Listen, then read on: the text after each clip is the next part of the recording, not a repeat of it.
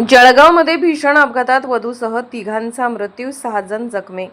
गुजरातमध्ये लग्नाहून परतणाऱ्या मिरवणुकीला अपघात झाला. टायर फुटल्याने क्रुझर जीप अनियंत्रित झाली. महाराष्ट्रातील जळगाव जिल्ह्यात एक भीषण अपघात घडल्याची घटना घडली आहे, ज्यात गुजरातहून परतणाऱ्या वऱ्हाडी मंडळींना घेऊन जाणाऱ्या क्रुझर जीपला अपघात झाला. या अपघातात वधूसह तिघांचा मृत्यू झाला असून 6 जण जखमी झाले आहेत. जळगाव जिल्ह्यातील धरणगाव तालुक्यात एक भीषण दुर्घटना घडून अपघात घडला, ज्यात गुजरातहून लग्न समारंभानंतर परतणाऱ्या वऱ्हाडाच्या क्रुझर जीपला अचानक आग लागली. त्यामुळे वाहनावरील नियंत्रण सुटले आणि दुर्घटना घडली. अपघात इतका भीषण होता की वधूसह तिघांचा जागीच मृत्यू झाला, तर इतर 6 जण जखमी झाले.